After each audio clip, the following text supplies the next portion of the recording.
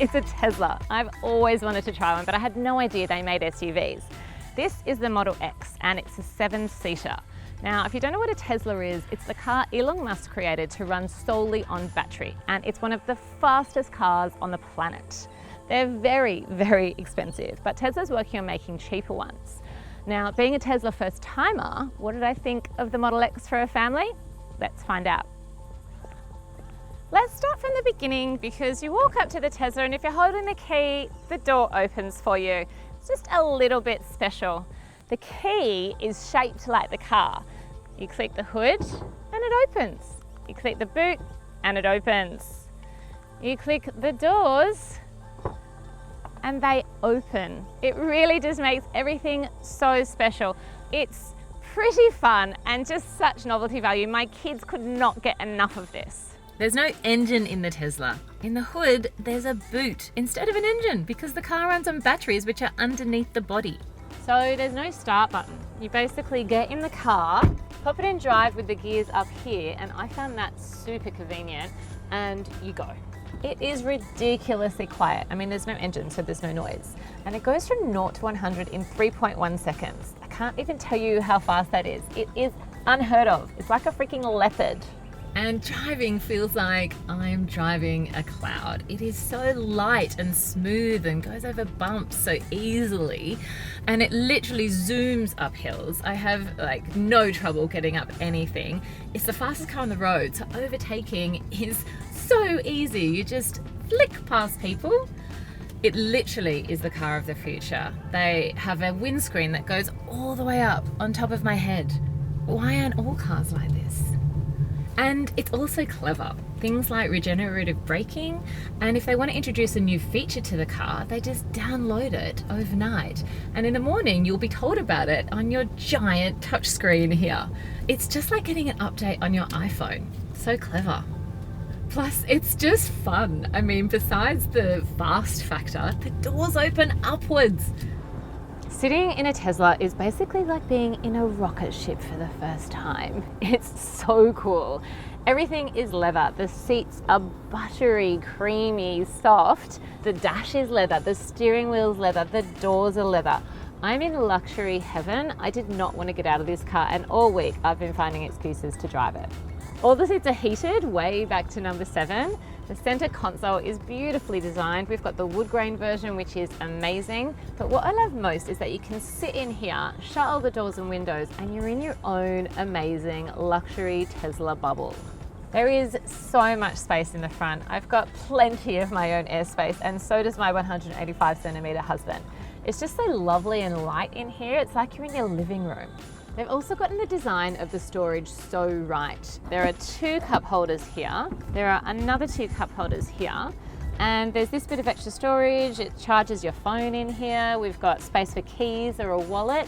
They've just simplified the area, and compared to some of the fussy compartments I've seen in other cars, they've just gotten it right. You control everything from the touchscreen. There are no buttons, no knobs. It's all so easy to use.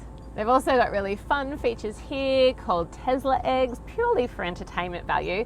And there's an autopilot feature that is still in beta phase, but just in case you want the car to drive itself. If you download the Tesla app to your phone, you can do things like set the aircon to go on 5 minutes before you jump in the car. So if it's a 40-degree day, like today, you won't get in a sweatbox. Just the clever things we thought we'd be doing in the 21st century. In the Tesla, we are. My children thought this car was amazing. I mean, these doors never get old, and they had so much space in the back here, plenty of room for their car seats, and they loved this pop-out cup holder. And the back row is spacious enough. I mean, I wouldn't want to be a tall adult in the back, but children who are generally back here are fine. And I don't think they've drawn the short straw in this car. There's air vents, there's cup holders, there's practically a glass ceiling, so it's all light and airy. There's no short straw in this car. So boot space with all 7 seats up looks quite small. Then you've got this huge hidden deep area in here. And don't forget you've got the trunk in the front as well. The car seats are just ridiculously easy to pop down. And once they're down, the boot is huge. And with all the seats down, you can fit like a bus in here. Now, safety. The Tesla Model X is big, so I feel quite safe driving on the road, and I really like that feeling, especially when I'm driving children around. But it is so big that I do have a little bit of trouble parking, and it's also quite difficult to see out the back window. But the reverse camera is fantastic, and there are also collision warnings which actually tell you how many centimeters you are away from hitting things. One of the things I love most about the Tesla is that it's so nondescript from the outside. I mean, you wouldn't even know this was a luxury vehicle. It's smooth and sleek and curved. It doesn't have one of those big grills on the front, so it doesn't shout that it's a huge car. It's just understated and elegant. And then it's only once you're inside that you realize how luxurious it is. But you're all dying to know, how does it charge? Do you just plug it in and go? Well, basically, yeah, if you have a Tesla, you will get a charger in your garage that you just plug in. If you do go on long trips and you want to recharge along the way, there are chargers dotted all over Australia. It's not a huge network yet, but it is growing. The only problem is some of them do take a while to charge. The Tesla Model X is a beautiful car to drive. Smooth, silent, and let's not forget, fast. It doesn't feel like you're in a family car because it's so special, but it is a fabulous car for families.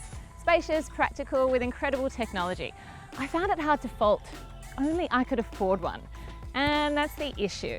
It's really out of most people's price range. Look, there's no doubting this is the car of the future and what we should really all be driving. Free of petrol at last, but it's expensive. I gave it 9 out of 10, taking 1 point off for the cost. My girls gave it a full 10 out of 10. They don't know the value of money yet.